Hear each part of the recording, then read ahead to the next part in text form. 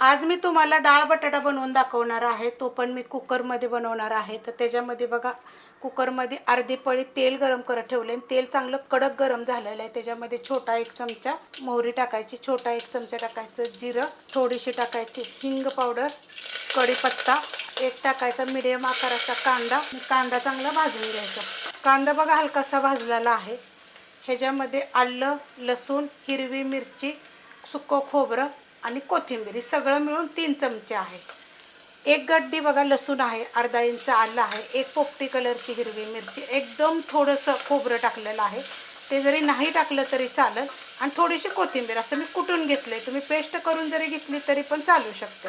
परतून घेते. मस्त असं परतून घेतलेलं आहे. थोडीशी टाकायची हळद. गॅस आहे मिडियम. मस्त परतून घेतली. त्यात टाकणार आहे एक मिडियम आकाराचं टोमॅटो बारीक कापून घेतलेला आहे. टोमॅटो पण ह्याच्यामध्ये काय करणार आहे, चांगलं परतून घेणार आहे. मस्त असं परतून घेतलेलं आहे. त्याच्यामध्ये टाकणारे छोटा अर्धा चमचा गरम मसाला पावडर, छोटा 1.5 चमचा मी कांदा लसूण मसाला, चवीप्रमाणे टाकायचं मीठ. कांदा लसूण मसाला टाकला का नाही की मीठ थोडंसं कमीच टाकायचं, कारण की कांदा लसूण मसाल्याला मीठ असतं. चवीप्रमाणे टाकायचं. मिडियम आकाराचे 2 बटाटे मी साल काढून असे छोटे छोटे तुकडे करून घेतलेले. छोटे मोठे केले तर आपल्या आवडीप्रमाणे चालू शकते.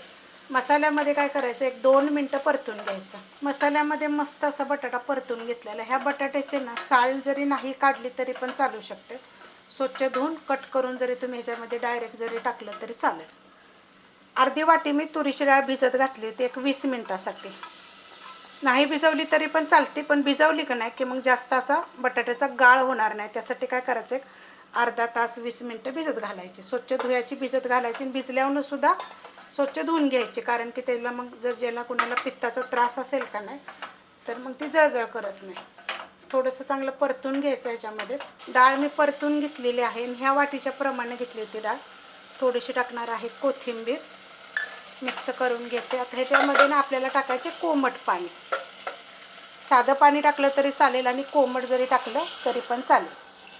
तुम्हाला आता किती डाळ पाहिजे, म्हणजे कालवण किती पाहिजे त्याप्रमाणेच ह्याच्यामध्ये पाणी टाकायचं. तर त्या भांड्यामध्ये मी 2 ग्लास पाणी गरम करत ठेवलं होतं.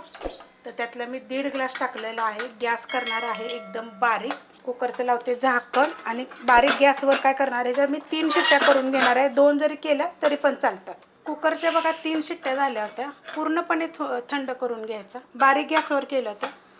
2 जरी केल्या तरी पण चालतात. भिजत घातल्यानंतर जास्त वेळ लागत नाही बघा शिजायला. मस्त थोडा गरमच होता तरी पण मी खोललेला आहे, तुम्हाला दाखवते.